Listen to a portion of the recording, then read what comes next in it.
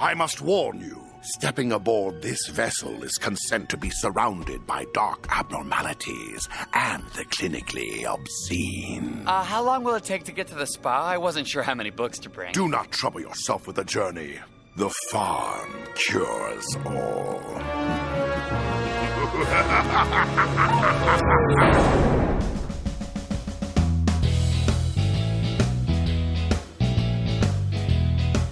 Show is Much Ado About Nothing, but it's always about something because it's about Lower Decks, and we're very happy about Lower Decks, and we love the Lower Decks, and we're going to talk about Lower Decks, Episode 7. Hi, welcome to Positively Trek. I'm Bruce Gibson.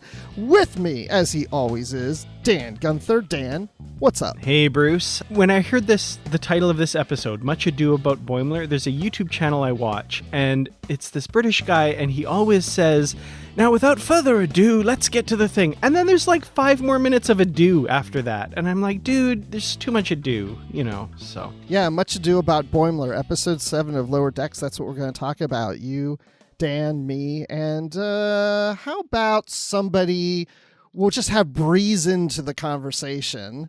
No pun intended. Katie Nickolaou, how you doing? I am great. How are you guys? Doing good. Great. Awesome. I'm so excited to do this. Awesome. Yes. So listeners to the show may have heard Katie on a past episode, not about Lower Decks, but on our flagship show, and she does the weather forecast videos for Star Trek, Star Wars, Doctor Who, whatever, fandom, even Hamilton. She did one recently for that, if you ever seen those on Twitter. So thanks for joining us, Katie. I'm excited to have you here. Thanks for having me on. You guys are always the best, so I'm so excited to join. Oh, thanks. It's really, really good to have you on again, for sure. Yeah, and so I'm just curious, because I haven't talked to you since Lower Decks premiered. So what do you think so far of this series? I really like it. I know I've seen some mixed reactions to it, and some people say it's hokey, others say, it's fun. But just in general, I love it because it's so bright and colorful, and my still childlike mind is totally drawn to that. And it's just so much fun to watch. I absolutely love it. Bright and colorful. I think that also describes you. Aw, thank you. I'm aiming for that. Well, I want to go ahead and start digging into this episode. Dan, I know, of course, you did a live show with Brandy last night before this recording. So give me your first impressions. Ooh, first impressions. Okay, this is an episode that I think that's an important distinction, because first impressions, there were a couple storylines going through this episode where, halfway through the show, I'm kind of going like, I don't know what's going on here. I'm kind of not cool with this. But if we're talking episode as a whole, by the end, I'm going, I think this might be my favorite episode. Which, it's at least tied for my favorite episode. It's right up there. So this is one that definitely challenged my expectations.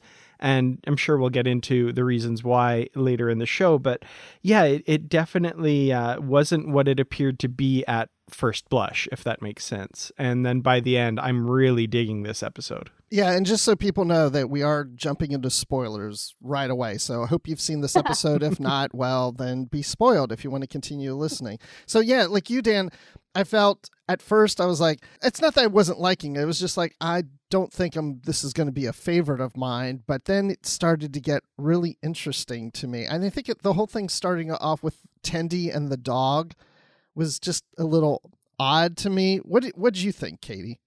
I love the dog character. Oh my gosh. I don't know why. That is just, when it turned into the cube and just rolled down the hallway, that got me for some reason. But when it started out and it was like morphing into the spider crab dog, I thought, wait, is this like the Halloween episode? Are they going for a horror aspect? Like, how is this going to go? And just like you guys, I just felt unsettled through the whole episode. Like, this isn't how Starfleet would act. This isn't how these characters would act and react. And then when you get to the ending and you're just like, I see what you did there, writers. Good on you.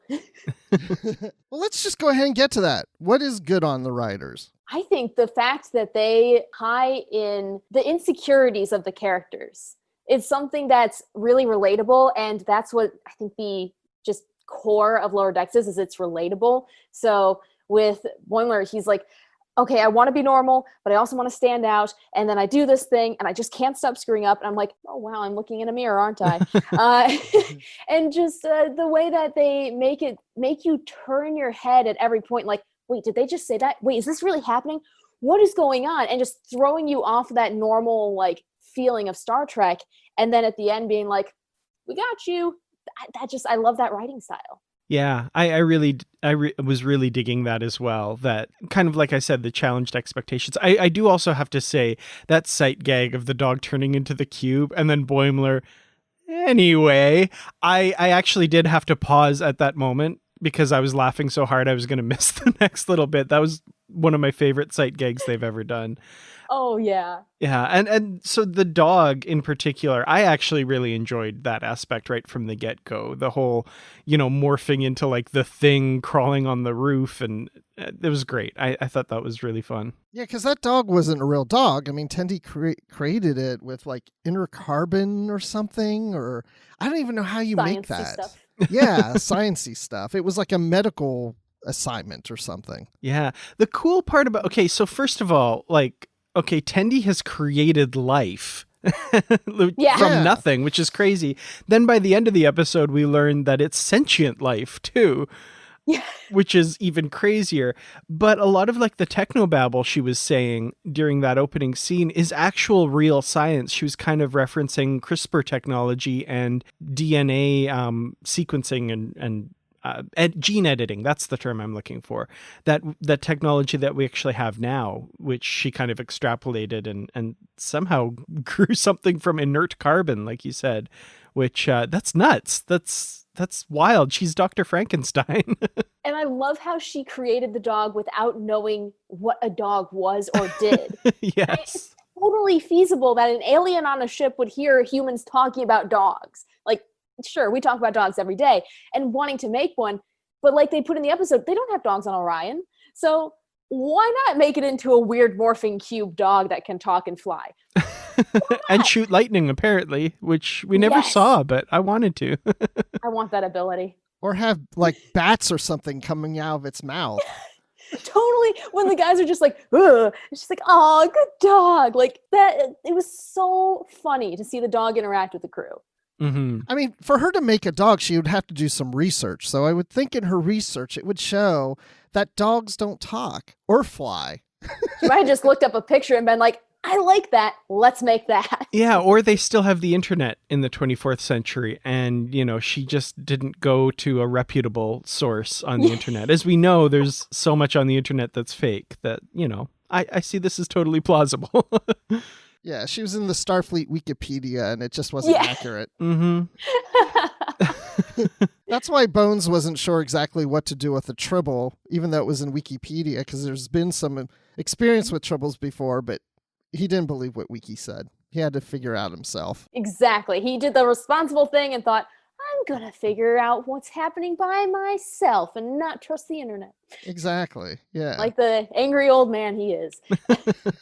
So, made me think when we were talking about Tendi creating the dog, if they can create pets like this, maybe that's what Data did with Spot. That's why it had so many different spots. Oh, that's a headcanon now. Accepted that headcanon. I like it. And it's not that it's different spots. He just recreates the spot. He changes Spot. So wait, so are you saying Spot could talk? Oh. Possibly. We just didn't see that episode. Oh, see, they missed out on Picard. They could have done that. Spot's flying around the ship on one episode. We just never saw it. He's like the ship's internal defense system, just runs around shooting lasers at Q when he pops onto the ship. I think that would make a fantastic side episode. Or at least a novel by Peter David. Yeah, there you go. Okay, so what else did you guys like about this episode? Because one of the things I thought was obviously creepy and strange was this D-14, the Division 14 ship with all the strange people on it. What'd you guys think of that? My first thought was it's an NX class ship, wasn't it? Yeah, it had an NX registry number. I'd like to know like what class they call it, but yeah, I want an Eagle Moss model of it. Like that's what I want. Yeah, that was a cool looking ship. Yeah, like had an evil looking vibe to it, but I was very unsettled. What was it? Now that I just think about it, was that episode supposed to come out Halloween? Because these episodes came out earlier than planned. I wonder if that was supposed to be a Halloween episode. Because, it's coming through like some nebula or whatever with lightning and its ship is dark and it's creepy and everything. That would be a great Halloween episode. Yeah, and again, setting up your expectations with that introduction of it coming out of whatever that was, the ion storm or whatever, that this is some super secret evil organization, which is totally where I thought it was going. And if not that, at least the captain was like this power-hungry person that was collecting these people and doing something sinister, which, I was like, oh no, like, let's not go there again. But that's what I love about this episode is it uses that expectation. Like it knows what the audience has come to expect, I think, a bit from Star Trek, where it's like, oh, Starfleet's not as good as it was and there's some evil bits, and the audience is going, oh no. And the episode goes, haha, gotcha. Like, I love that. I thought that was great. Well, and the fact that the captain was a reference back to the animated series. Yep. That was awesome. Because the animated series does not get the love it deserves. No, but it's definitely been getting a lot of references in Lower Decks. And yeah, the fact that he's an Adosian, which is Eric's species from the animated series, that was brilliant. Doesn't have that same high-pitched, squeaky voice, though. He sounds a lot more regal, I'd say, than Eric's did. Well, and he's got a cape, and yes. he's like touching his face like, yes, ha ha ha. And I love at the end where he's laughing, when they finally reach the farm planet and he's, and they're all like weirded out and creeped out by it. And he's just like, oh, I just like the way I laugh. It was so great. Like, that whole thing was a little weird to me because, when I see all these Starfleet people on the ship and they've all got their issues and, they keep talking about their freaks or whatever, it was like Starfleet's hiding them. I don't know. I just felt like that just didn't seem like a very Starfleet thing to do. Yeah, which goes back to what I was saying, like, that's what we think they're doing, but that's not actually the case. I love that. Yeah. You'd think with like a medical transport ship, like, you don't have to have battle armaments, you don't have to have anything. Spend the extra budget on like a spa or a pool. Keep them comfy during the journey. Like, you don't have to just like shove them into a medical thing, but maybe, because they did mention it's a long journey, maybe it has to be like a rough and tumble ship to make it through whatever ion storms are out there. It makes sense that they'd repurpose an old vessel and just use that. I do love when he says at the end, though, he's like, I guess we could paint the ship a different color, maybe turn on some lights. Yeah. It's exactly what I was going to say. Yeah, I love that part. Well, because when that started off and Boimler and Tendi go in and they see all the, quote, freaks in there, I was like, oh my gosh, I would so want them to put in like a Pike wheelchair type situation. And then all of a sudden they showed one. I was like, oh, there it is. And then you get the callback to Voyager with the lizard baby. Oh my goodness. My gosh. I like yelled. My neighbors probably wondered what just happened. So I was like, oh my God. That was so perfect. So I've seen people online saying like, oh, it's one of their kids. This is one of their kids that's come here. I don't know that that's the case. Like, is this just some other poor hapless person who flew at warp 10 or something? Or is this one of Paris and Janeway's kids somehow made it to the Alpha Quadrant? Either way, I'm happy with it. Yeah, I was wondering that too. I didn't think it was one of their kids. But yeah, I thought so awkward if it was. Yeah, because how would it get to the Alpha Quadrant and who gave it the name Anthony? That's what I want to know. I just imagine him calling up Janeway, just be like, "We found your son, Anthony. You want to come pick him up?" I noticed you left some things out of your official report to Starfleet. Anything you want to add? Because this lizard thing's telling us quite the story. Oh man, now I really do wish it is the case. I want that to be one of their kids. There's got to be a fanfic already in progress about this. Oh, I'm sure. Janeway goes to Paris. They found Tony. Yeah. He was always my favorite. If anyone was going to make it back, it would be him. And B'Elanna's just standing in the corner like, what? Tom? It always did weird me out that they just left them behind on that planet. Like, What? Yeah. Like, how do you know they can even survive in this environment? Like, what is anyway? Well, now you know. One of them made it. Yay! Maybe.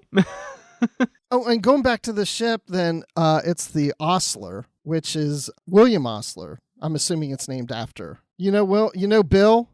Sir William Ostler. I looked him up.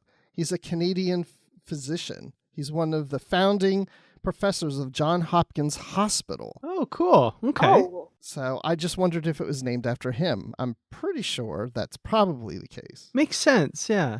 Being a medical ship. That's cool. And he's Canadian. Yet another Canadian ship, Dan. Excellent. Right alongside the Vancouver. I want Eagle Moss to put a model of that and the Vancouver, and I'll have them both in a place of pride on my shelf. I love that they actually, you can tell the writers care about the naming. They aren't just picking a random town in, I don't know, Florida to name it after. It's not the Orlando. It's like something that ties in with what the ship's doing, like something that they would actually do in Starfleet to think about putting the name in. Mm-hmm. Just, you can tell that the people who are writing this show are fans. Absolutely, yeah. Yes, for sure. For sure. So, and let's stay on the thing about the freaks, because then we have Boimler. Rutherford puts him in his transporter experiment to make it go faster, and Boimler just isn't quite in phase, and he's making that phasing sound as he walks around. And my wife hasn't watched all these episodes with me, but this was one I was playing. I didn't even ask her if she wanted to watch it. I just started playing it when she was in the room, and that came on, and I was like, oh my gosh, she's going to tell me to turn it off because that phase sound is going to be driving her crazy. I was like, they can't play this whole episode like this, and thankfully Rutherford found a way to turn it off. I was like, thank goodness. Well, and was it just me, or was that the original series transporter sound effect? Oh, it could be, yeah, That that high-pitched whine kind of sound. I could see that, yeah. So familiar. Yeah, you're right. It seemed a little higher pitched, like the original series. Yeah. Mhm. That would have been a cool Easter egg. And yeah, he's just 1 millicochrane out of phase. It's just cosmetic. So many just like hints to old like Mil Cochran and the sounds. Oh, there's so much. It's like an Easter egg hunt every episode. Absolutely. And I like how Boimler says, yeah, I'll help you with your experiment, what you're working on. Just boy me up. Ha ha ha ha. Oh, yeah. Which, that joke got a really nice callback at the end, of course, with the rescue mission with Mariner. Boim us up! Oh my gosh, those are phrases I'm always going to say now. Boy me up and warp me. Yes. That's the other one. Well, and I love when it's at the end and she's like trying to get him to transport, and he goes, but it made Boimler weird. Like, that's totally something that would just happen, not like, but it caused this catastrophic thing. No, you just say it made someone weird. Totally realistic. So what did you guys think of Rutherford in this episode? Because every time we see Rutherford in the other episodes, he seems to be always playing off of Tendi, but this point he's playing more off of Boimler. And we're not seeing a whole lot of Rutherford, but he does become the hero towards the end of the episode. Well, we don't see him all that often. I think of the main characters, he's probably the one that gets the least screen time. I'd have to go back and count it out, but every time he's on, I just like him more and more. And that's another thing with this episode is you get to see a shakeup of the typical like character groupings. So I think that they could definitely expand on that and really mix up. It's not just going to be like the Scooby-Doo, okay, Daphne goes with Fred and stuff like that. No, we're going to mix it all up. Everyone's going to have a chance to play off of each other. And that was a good starting point. Yeah. I really liked Rutherford in this as well. Like you said, not a whole lot of screen time, but yeah, those new pairings, him and Boimler to start with, then Boimler and Tendi later. The one Rutherford line I did really like where, right at the beginning with the dog, when he says, okay, so guys, this is just a normal dog and Tendi's just messing with us. You know that, right? Like, I don't know. I'm just really relating to Rutherford. He's just got this kind of folksy charm isn't quite right, but like I don't know. He's geeky about things that I would be geeky about, but at the same time, he's kind of a more grounded person than some of the others seem to be. Like, he seems a little more grounded than Boimler tends to be, if that makes sense. Mm-hmm. Yeah. In a previous episode, we talked about which character we most relate to, but I think we all relate to certain aspects of all of these characters, at least those main 4 lower deck characters. But if I remember correctly, Dan, you related more to Tendi, right? Yes. Yeah, at the time. The wide-eyed being on a Starfleet ship and all that. I said I related a little more to Mariner because I always feel like Mariner's like always up to something that's no good or whatever. But and then so Katie, which character do you relate more to? I'm a hardcore Tendi, I think, because I'm always optimistic and excited and bright and this is so cool. And the second like she walks on the ship, she's like, this is so cool. Oh my gosh, like that totally would have been me. It totally like I completely related to her in that moment, and I've never stopped since. Absolutely. I think sadly for me, the moment I realized I related to Tendi was the episode where she was like, I just want everyone to like me. Who doesn't like me? And I'm like, oh, there. Yep. Okay. There we go. Exactly. Well, and for me with Mariner, the thing I really like about her, I relate to is the fact that just, dealing with, in my job, the corporate level and executives and all that stuff. And sometimes you just don't really want to be a part of that. You just want to kind of do your own thing. And so there's a lot of things I relate with her. So I want to get to her storyline because I loved it when her friend boards the ship and she's just like, oh gosh, we're going to get a babysitter captain. Here comes the babysitter captain. And then it's her friend, Amina Ramsey. And they're just like, hey, and they're besties and they're hugging. And here her friend, who she went through Starfleet Academy with, is already a captain, yet Mariner is still an ensign. And I'm like, is Mariner on the Harry Kim plan or something? Always an ensign, never anything else? What do you think about that, Katie? I think I totally understand why Mariner is still an ensign. And I think it's just because she doesn't want to have the constraints of command. She doesn't like having to fit in. And she's more like the square trying to fit into a circle hole. Like, she just likes where she's at. Whereas some other people, they have that drive to continue to succeed and grow, whereas other people are comfortable with where they are. And so I think that just kind of shows the different paths people can take, even though they graduated from the academy at the same time. Some of them just have different personalities and drives. Yeah, I definitely would separate her from the Harry Kim mentality because she does not want to be promoted. Harry Kim did. He's just in a circumstance that didn't allow him to.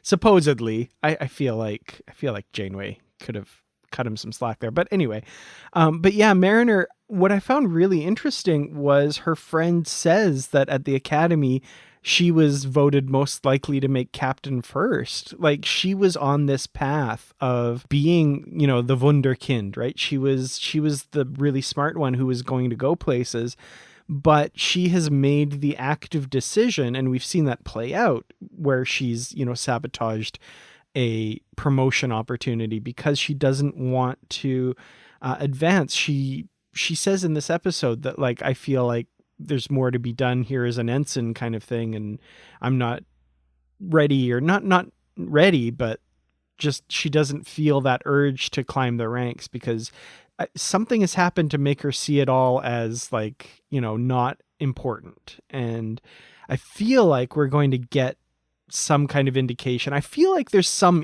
singular incident that led her down this path that she's on now that we haven't seen yet. Yeah, I agree. And I think when you were saying that, it reminded me of Kirk not wanting to be promoted to admiral because he felt he could do more as captain. Where here we have Mariner who feels like she can do more as an ensign.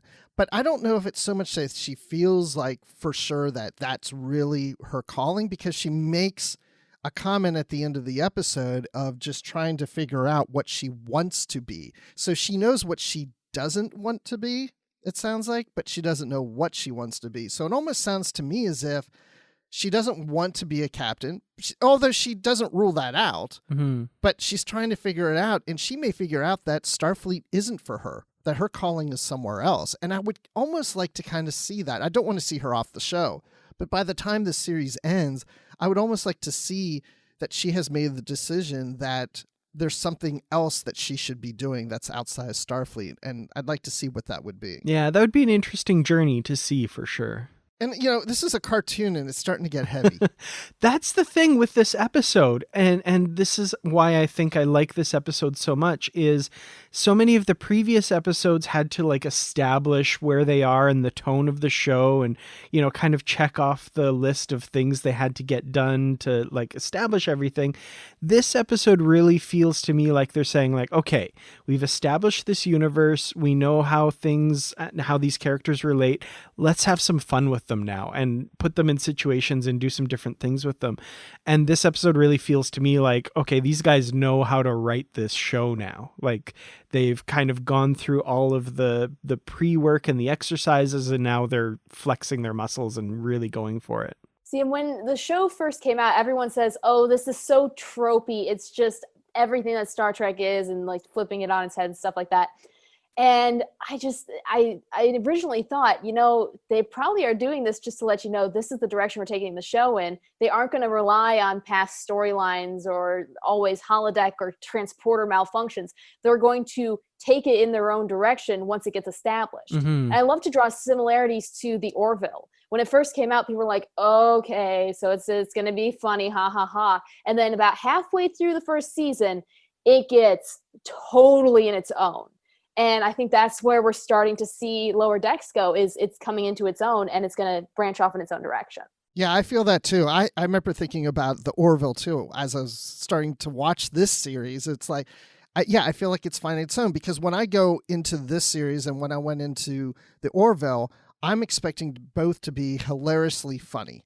And the Orville was funny, but I've heard people refer to it as a dramedy, It's half comedy, half drama. And then I feel like it's gotten more and more drama and less comedy, which I wanted more comedy in it. And then coming into this series, there's a lot of comedy in it, which I enjoy, but I just I was surprised how much, I don't want to say drama necessarily, but like I'm saying, weight in story and commentary on characters and situations that this is bringing, which feels very Star Trek. So I enjoy that. And I feel like it does have something to say. It's just not poking fun at Star Trek. And I'm loving how much I'm caring about these characters. And I know this is something I've said in almost every episode, but like, I really do honestly care about what happens to Mariner and her career choices and all of this stuff. And, when they threaten to airlock Boimler, I'm actually worried for him. He's not just a funny cartoon guy. He's, someone I really genuinely care about, the same as I would about, Bones or Data or Burnham. I love it. Did you care about the creature that feeds on electricity? I genuinely did. Once I saw its final form, because I was like, oh my gosh, encounter at Farpoint. Oh my gosh. And I totally freaked out. I was like, oh my gosh. And now I'm thinking in my head, is it like a child of it? Is it a spore? How did this form? And blah, blah, blah, blah, blah. And I don't know, just the simple image of it made me actually care about it as a character. Yeah, it was pretty cool. I liked to me, what really got me was the animation. I think the use of the environment as they're running through the ship and we see these tentacles kind of coming out of the walls and stuff. The animation was gorgeous. And then, like you said, seeing that final form that looked very similar to the encounter at Farpoint creature. Yeah, that was really cool. And the one throwaway line that, like, it's so Star Trek, but it was still so funny, was, we've determined that the creature is peaceful and intended no harm. And it's like, it just about killed everyone on that ship. But of course it's peaceful and intended no harm, because this is Star Trek. And that's always the lesson, right? I love that. Yeah. But now, it's funny when you guys are talking about the creature, and Katie, you're referring to Encounter at Farpoint. I wasn't sure if that's really that same type of creature or just somewhat like it or whatever. Because Dan, you made the comment that it looks similar, but we don't know, do we? No. I looked at it and I was like, you know what? I accept that. It's not just a space jellyfish. It's the Encounter at Farpoint jellyfish. Yeah, there's a couple little differences, but I can accept that as, I like the idea that, maybe it's the young version of it or something. Maybe it was just born, like it got infected in this ship and that's how it incubates or something. Yeah, okay. I'm down with that. Yeah, I mean, we don't need an exact answer. I know there were some novels that had jellies, and I'm now trying to think, well, maybe it could be one of the jellies in that or something. I don't know. There's all kinds of things that it could be, but we don't really need to know what kind of creature it really is and if it's related to the Encounter of Farpoint ones, but it can be and it couldn't be. But yeah, I had the same thought. I kept expecting Troy to show up, was it joy and gratitude? Wait, what did she say again? Great joy Oh, gosh. and gratitude. That was spot on. That was scarily accurate right there. Oh, he's got more. He's got a lot of more like that. I don't have encyclopedic knowledge of a lot in this world, but for whatever reason, Star Trek, I've got it. There's so many times that Dan comes up with something. He's like, where did that come from? Why do I know that? The other thing that it reminded me of until we saw its final form at the end, but when it was just busting through the bulkheads and the flooring and stuff, the tendrils reminded me of that white gooey creature that captured Archer and Trip, Vox Sola in Enterprise. Yes. I forgot about that one. Yep. I was like, oh no, are they doing that? But it turned out to be something very different. So When they were getting like wrapped up on the bridge, I can totally see that now. Mm-hmm. Well, and on that ship, we have Captain Dayton, which I thought, is Captain Dayton named after the Star Trek author Dayton Ward? And just this morning, I saw him post. No one asked him. He just puts a post saying, nope. That captain was not named me. after me. But it's not me. But it's like, how does he know? How does he really know? Did they call him up and say, hey, dude, don't get too excited. It's not named after you. Aw, saddest phone call ever. They got David Mack to do it because he's a Star Trek author that was consulting on the show. So they're like, David, you call Dayton and you tell him it's not him. It's not. And David Mack's probably like, ooh, I'm going to have fun with this. Well, there's a novel, a Deep Space Nine novel in which there's a Dr. Gunther. And this was after we'd been doing literary treks for some time. And I've just been too scared to ask because I don't want to know the answer if it's not. Like, I was like, was that? No, I don't want to know. I'm just going to appreciate it. That's cool. Yeah, there was a novel, I think it was this past year, and I don't even remember which novel it was, but there was a Gibson. And I remember thinking, could it be after me? And we had the author on the show. And again, I don't remember who it was, but they never mentioned anything. So I was like, I guess it's not. Because I would think they would say, oh, by the way, Bruce, did you catch something in there? Yeah. But no, Yeah, that's kind of what I was waiting for with the other novel as well, but that it didn't happen. And I was like, I don't want to ask because, Well, we didn't talk that much about Captain Ramsey, and I don't know who that's named after, but there's a Ramsey out there that Captain Ramsey was named Gordon after. Ramsay. There you Must go, be. Gordon Ramsay. I just wish she was cooking something at least once in this episode.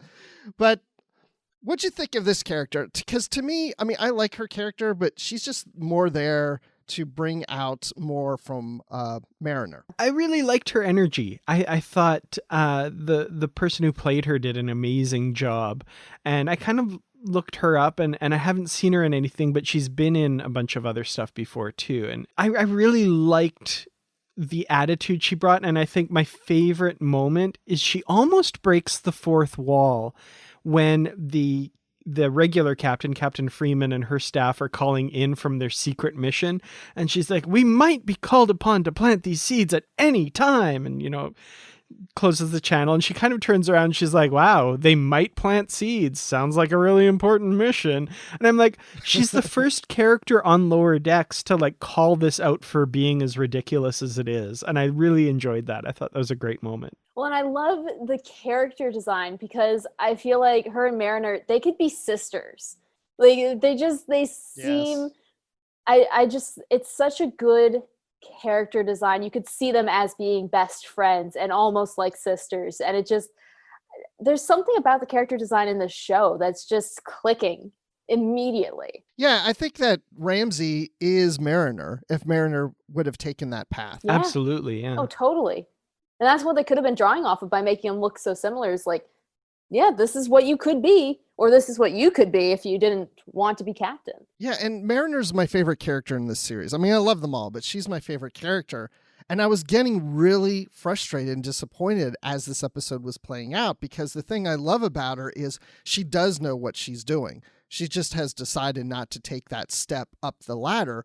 But then she was messing things up, forgetting the tricorders or hitting the wrong button or whatever it was. And I was like, this is not her character. She would know better than this. And then we come to find out through her exchange with her friend that she's purposely sabotaging this because she knows that her friend is going to offer her a first officer position on her ship. And she doesn't think she wants it. So she's trying to dissuade her from asking her, which I thought was brilliant. Well, when it first started out and we didn't know that, I just was like, what are the writers thinking?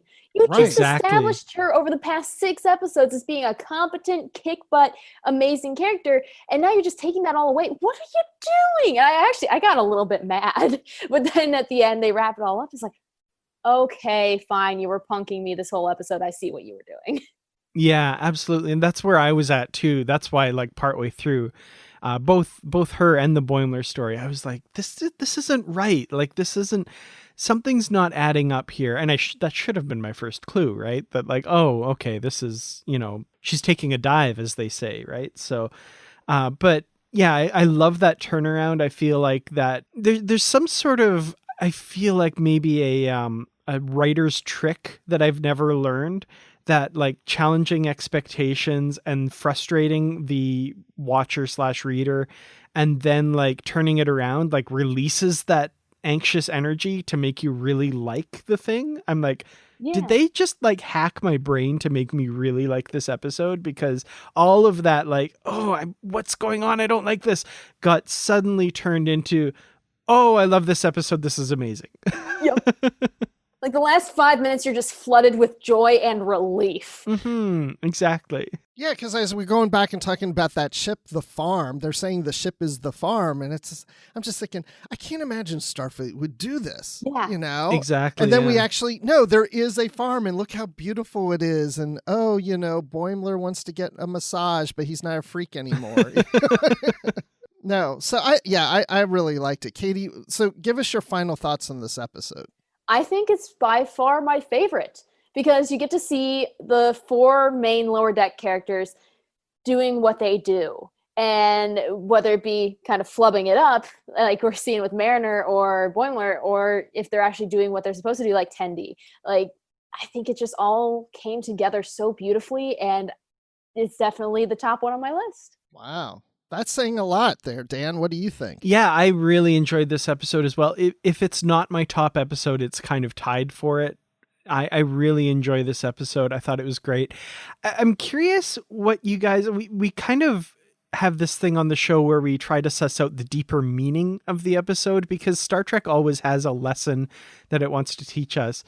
And I feel like, for me, the deeper meaning of this episode, what I got from it, is the importance of clear communication. Mm-hmm. Because, like, with the case of Mariner, if she'd have just told her captain friend at the beginning, like, I'm happy to help you, you'll get my best, I don't want to be offered anything, she probably would have been, okay, cool, that's fine. Maybe tried to talk her out of it, but would respect that. And then with the Division 14 stuff, if the captain had come clean and said, like, no, we are going here to this planet, here's where it is, here's what you'll get when you get there, blah, blah, blah, don't worry, I know it seems, whatever, like, they could have worked that situation out. That's clear communication, very important in an organization like Starfleet. So, but yeah, really top episode. I would give this episode a rating of an extended stay at the farm. So a very good rating. Great. Yeah. Katie, what lesson did you learn from this episode? Well, I think you hit the nail on the head with the communication thing, because when I look at a Star Trek episode, I think, how could we avoid the conflict or the issue that they're facing? And in both of the storylines, it's solid communication. And honestly, in real life, solid communication could help out with so much. So I think, you know what, they're just pulling on modern times, saying, you know what, just talk out what you're meaning. And they put it into an episode, and it just worked beautifully. Yeah, one of the things I got out of it was things aren't as they seem. And I mean, communication is definitely one of those pieces, but I also thought, Boimler is not in total phase, and I feel like the whole episode isn't in total phase to us as the viewer, meaning that, we're not seeing Mariner the way we think we should be seeing her as. She's acting differently, but there's a reason for that. We see when we get on the farm ship how things are, and things aren't as we expected them to be. Then we find out they are more like we thought they were to be.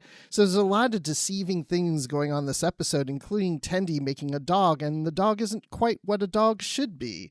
So there's a lot of things like that where it should be like something, but it's not exactly, or maybe it is. Yeah. So there's a lot of confusion into that. And of course, to avoid confusion would be communications for sure. So I really enjoyed this episode. I don't know if it's my favorite. I haven't really thought about it because the more episodes we add, it's harder for me to figure out what a favorite is. I would definitely give this 4.5 out of 5 massages at the farm. Very I'd nice. take 4.5 out of 5 massages. Yeah, absolutely. I might go do that today, as a matter of fact. That sounds pretty good. Katie, where can people find you online if they want to see what you're up to and hear what you have to say about Star Trek Lower Decks? Absolutely. So you can always follow me at weather_Katie on Twitter and Instagram, and kind of on Facebook too. But that you might occasionally get Sioux City, Iowa weather. But if you want to just get the geeky stuff, follow me. You can follow me on YouTube. I do a show that I'm trying to get off the ground now with a lot of editing. And my channel is So Many Fandoms. It's the one that doesn't have a ton of followers. And the abbreviation is SMF. So if you want to see what videos I'm doing, interact, that's probably the best place to do it. Cool. I'm writing that down. I want to check it out. I haven't seen that yet. So. Yeah. Dan, I know how to find you, but not everybody else does. Well, if you do want to find me, a good place to do that is on Twitter. I'm at Kertrats. That's KERTRATS. You can also find my YouTube channel at youtube.com/KertratsProductions. And that's kind of the main things I'm doing right now. Great. And then you can find me recently on the Star Wars Report, where Riley and I reviewed the trailer to season 2 of The Mandalorian, plus some other Star Wars things. And Katie and Dan, you've been on Star Wars Report with me before, so that's been pretty fun. See, it all comes full circle, everyone. It all comes full circle. And I'm on Twitter at Admiral_Rex. And I like to refer to this episode of Lower Decks as being Freaks and Geeks, if you remember that show back in the day. But that's what this show episode is to me, is Freaks and Geeks. So thanks everyone for joining us. And until next time, live long and prosper and stay positive.